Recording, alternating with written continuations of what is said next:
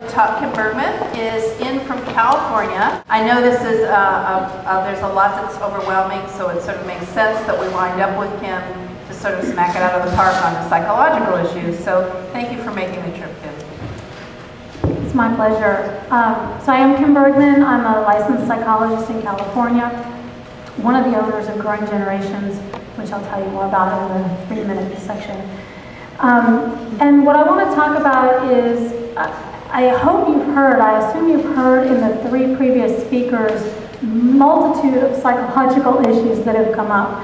And essentially you are embarking on, well, the beginning of a journey that is both intimate, passionate, and also, probably aside from your home, one of the most expensive things that you're ever going to do.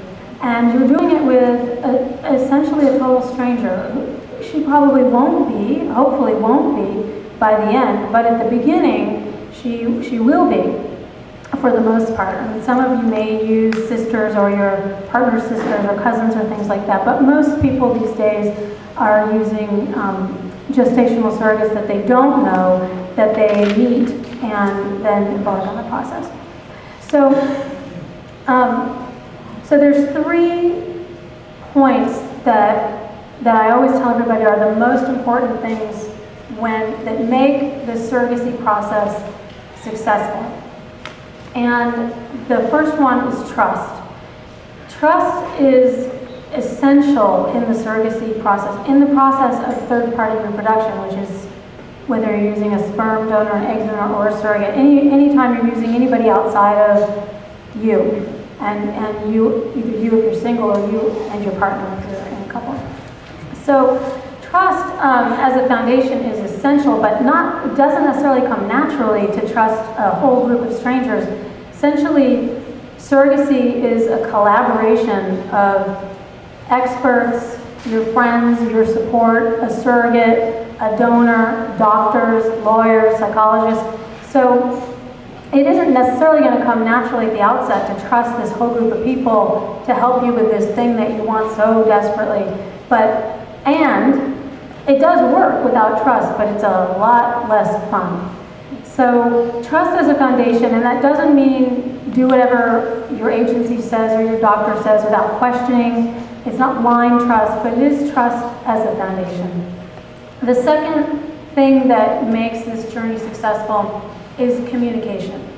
And it's really important that you feel like you can talk to the people who are involved in this process. Your agency, obviously, your doctor, the lawyer, all the parties, and most especially the surrogate, that you have a good foundation of communication between the 2 of you.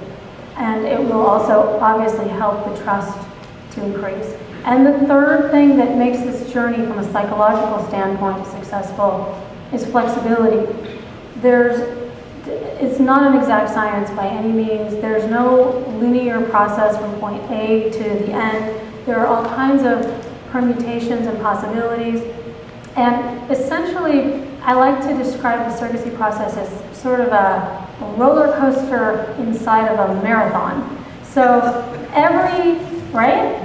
So the roller coaster has ups and downs, and if you buckle your seatbelt, which I like to say metaphorically is your team, which includes everybody in your life who's on board for you doing this, including the experts in the surrogate, but also in your life. And then the marathon, you know, some miles on the marathon are very boring, others are stressful, some are actually pleasant and even euphoric, but ultimately it is a marathon, so there's going to be mile after mile after mile, and a lot of unpredictable things that come at you in the road during the marathon. But if you keep your eye on the end, which is, in the case of a marathon, usually not winning, but crossing the finish line alive, without a broken foot, hopefully. The end point in this is obviously becoming a parent. And if you're willing to keep your eye on the end, knowing that in the process, there's going to be a certain amount of flexibility and patience required of you to make that at the end, then that will really buoy you through the process.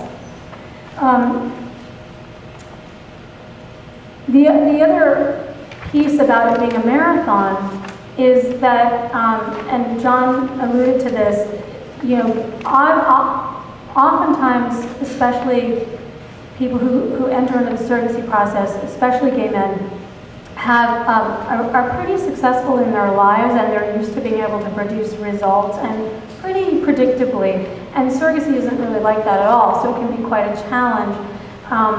And you know, as John said, it's very typical for gay men to be completely shocked that it doesn't work immediately. And so, as a psychologist, I would caution and support you through really looking at the whole journey and seeing, you know, staying in there and understanding that it isn't going to be necessarily the way it has been for you in the past producing results.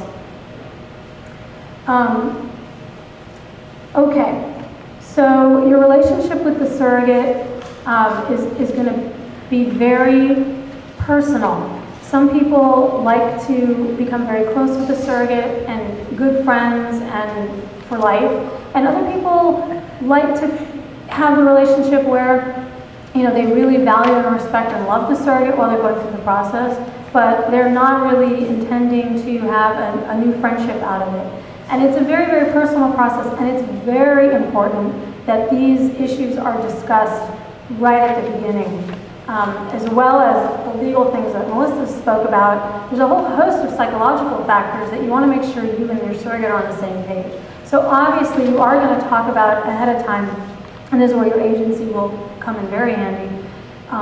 You want to make sure you're matching with the surrogate who has the same expectations with you about all the legal things, about all the medical things, but also about what kind of relationship you each want to have. So if you know that you want to go to every doctor's visit and you want to, you know, Skype and email and listen to the heartbeat and, you know, visit a lot, you want to make sure that your surrogate wants those things too. If you know that you don't want that, that you want to, you know, be involved peripherally but not necessarily at that intimate a level, then you want to make sure your surrogate has that same expectation. Because in all my years of experience, the only thing that's ever gone wrong, and that in my world, the number one thing that does go wrong is interpersonal things between the surrogate and the parent when they're not on the same page. You want to make sure you also talk to your surrogate about issues such as reduction, how many babies you want, how many she's willing to carry, what's going to happen if you want to terminate the pregnancy. She's willing to do it, but there are a whole host of psychological issues. I would highly recommend that you use an agency for your surrogate and your donor, primarily because the screening process is really, really important.